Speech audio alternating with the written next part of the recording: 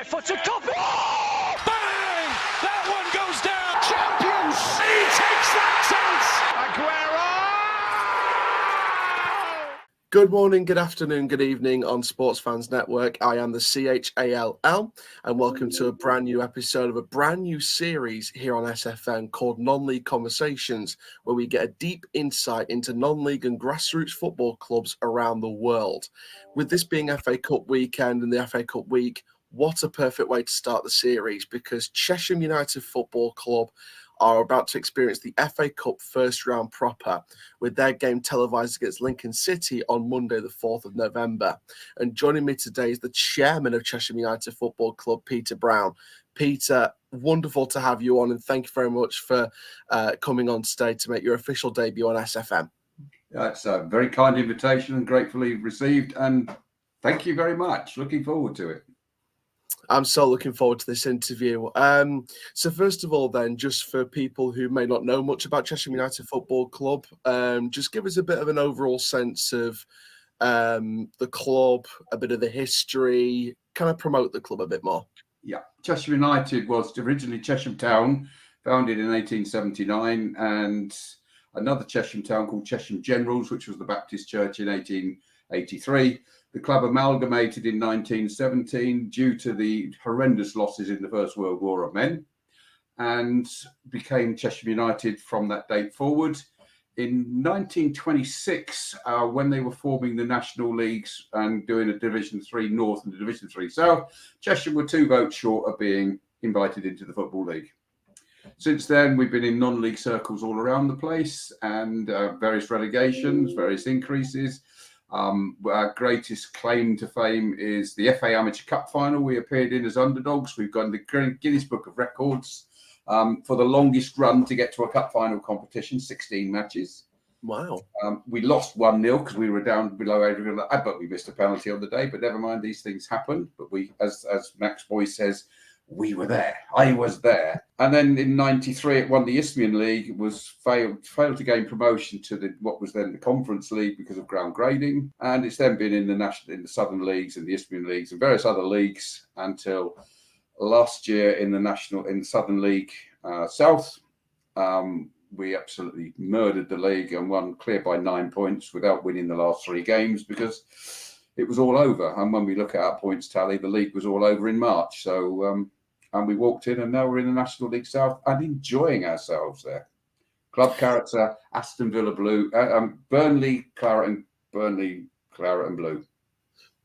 Absolutely, and like you said, you're in the National League South now. You're what, 2 promotions away from the Football League now. How have you been enjoying the National League South? Because it is a real step up in quality. There's some great clubs down there, and how does it feel gaining that upper challenge, because it's a real challenge, the National League South? It's a very big challenge, but we've got a pair of managers that are absolutely outstanding for us. They understood the finances of the club in the first place when they came on board, that we were trying to become self-financing, and now the club is self-financing, and as we'd won the league so early, they went out on searching to build new players into the squad for this team so that we could more than just survive, but actually make a mark on the league. And that's what we're doing. We're enjoying it, and the quality of the football, the quality of the opposition, a lot of it, the quality of the facilities that are available in the National League as well. And it's good fun, and big plans afoot to move to a new stadium, which will then encourage us to go forward. And obviously in football terms, you always plan 2 levels above you. Whilst we were doing the original plans, 2 levels above was the National League. Well, now you've got a plan to be Football League Division 2 club. Why not? Why can't we? We've got the cloud base to do it. Exactly. It's that whole thing of why can't we? Why can't football clubs dream of big things? And that brings me on to the FA Cup very, very nicely. Obviously, you've got your game coming up on the 4th of November. Lincoln City, they're a League One club. A few years ago, they were champions of the National League under Danny Cowley. They've been in the non-league position that you guys were in and are currently in at the minute. how much are you looking forward to as a football club being able to challenge someone like Lincoln City? Because in their own respective form, they've been flying at the minute in League One, and they're near the top end of the table, looking for potential promotion to the Championship. How much are you looking forward to that challenge of bringing the Imps down to Chesham United? I think it's a wonderful event for the town, the club, the community, to promote the club. And it's great that we've got Lincoln City, who are a great club, great track record of things. The connection between Lincoln City and the way I run Chesham United as chairman is I've met Graham Taylor and spoken with him many times at Watford as chairman of the Supporters Trust there and everything. And of course, Lincoln City was built on the shoulders of Graham Taylor because he spoke so much sense. And so it's great that I've got a personal connection in some way, albeit rather obscure.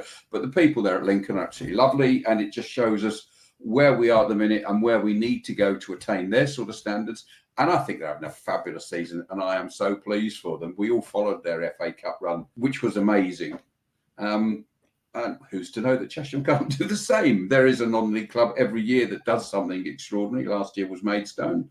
Who's it going to be this year? We don't know, but it's brilliant for the town, brilliant for the club, and it puts Chesham on the map that people realise, well, there is a club there. Let me find out more about it. And if we get extra supporters from that, because they've enjoyed the experience of being at our ground, great stuff. It's even better for the club and the town.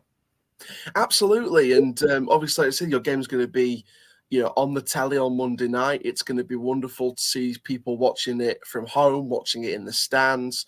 And television coverage is really, really important, especially for non-league football clubs. It's very, very important we get more non-league clubs featured on television. We know that there's been a lot of criticism in the past from supporters on social media in previous years in competitions such as the FA Cup about who gets picked and what makes the TV coverage. There's the argument of some teams make better viewing eyes. There's other arguments that suggest that you need non-league clubs on television more than football league clubs when it comes to further rounds of these competitions. What's your personal view on that situation? Do you feel like these non-league clubs need more coverage because it helps them from a financial status? I believe that if they get more non-league, they become more popular. So people see their stadiums, see their teams, see their players, so they come and support. And don't forget, grassroots football picks up all the dropouts from the senior game, develops these players on. And when you look at the players that have come from non-league football, James Vardy, to name just one person, it was just amazing what he's achieved with his career from non-league to Fleetwood, then into Leicester City, and Stuart Pearce, another prime example of it. Sometimes players mature late, and by the time they're 21, 22, 23, all of a sudden they're a different player to what was released at 18 or 19. Yeah. And it gives them a chance, and they're striving to go back to that level as well. And if non-league football get more investment into it and the owners invest into the stadia, into the infrastructure, not just throw it at big wages at players and then go bang, pop and everything like that and become totally self-sustainable without waiting for a rich benefactor, declaring accurate gates of the actual people that are in the ground, not because they're season ticket holders from the youth section that never turn up for a game and everything like that. Just being totally honest with our people and showing them what product we've got gets to a bigger audience, and you never know.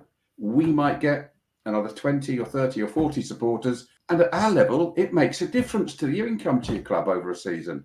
You get 40 supporters paying 15 quid each, that's £600 a game, but over a season of 23 games, all of a sudden you're talking thousands, which is what football's about in non-league. So you can then invest into the infrastructure, invest and go farther forward, and increase the enjoyment for the people without there being any risk of doing a Macclesfield, of doing an Nuneaton, of doing a Bury, and various other clubs that we've all seen go to the wall in the past. Accrington Stanley in the 60s sort of started the bankruptcy craze, if you want, for want of a better word.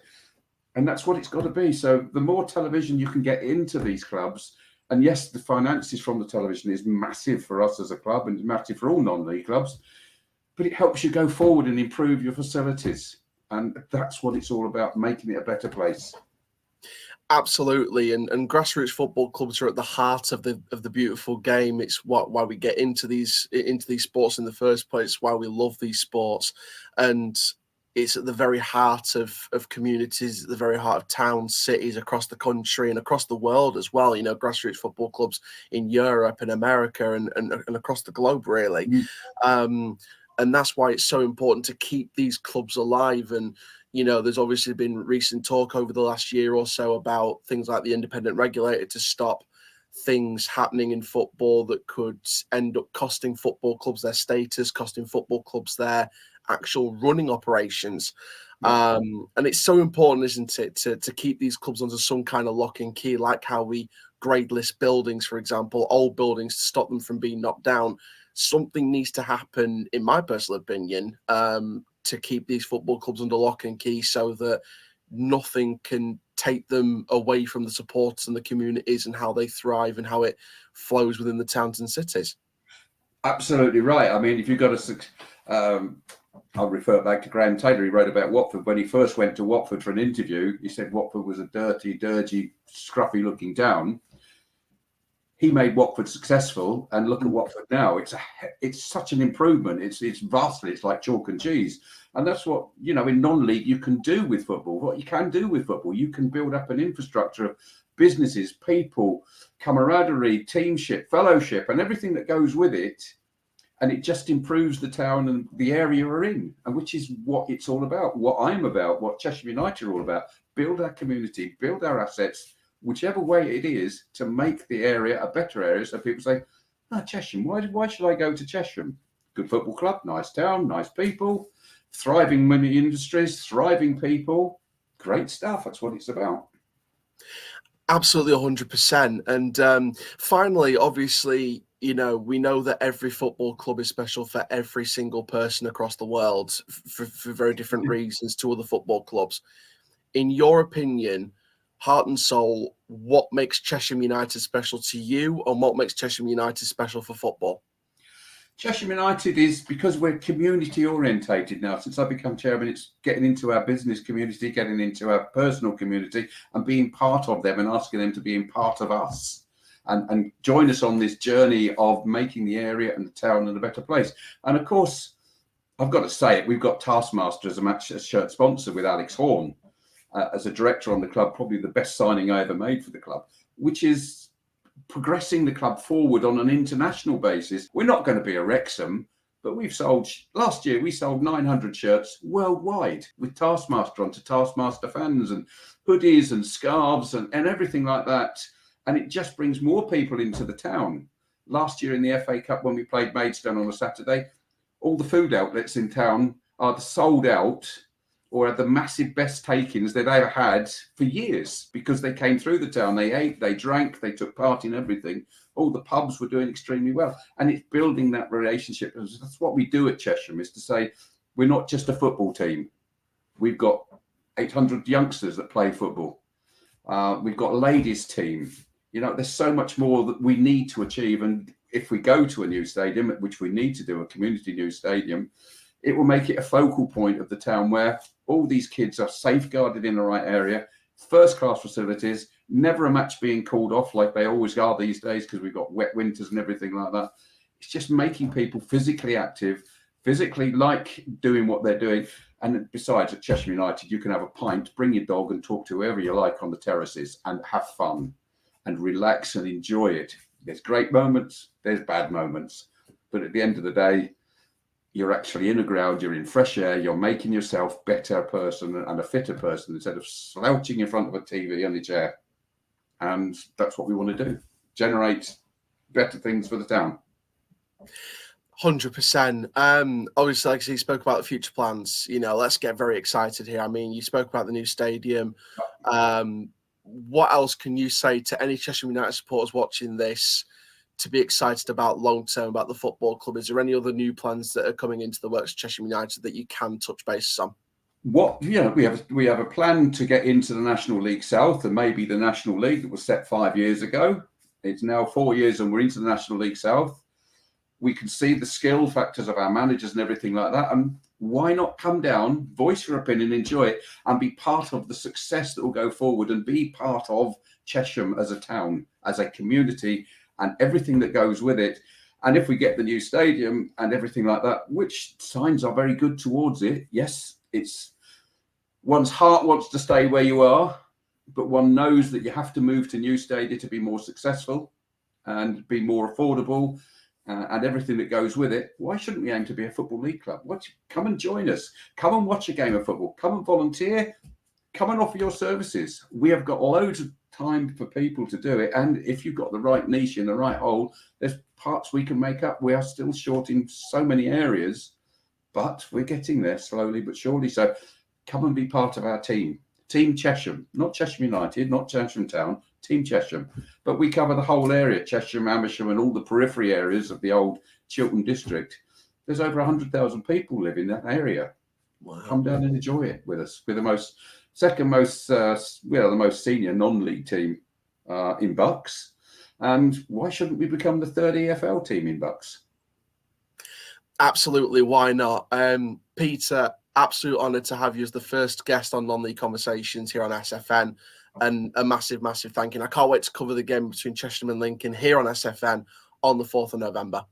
It is my absolute pleasure. I wish you good luck with your venture, and to all others that take part, always think of what's around you, not the centrepiece of the pitch, not the green pitch. It's what makes the green happen.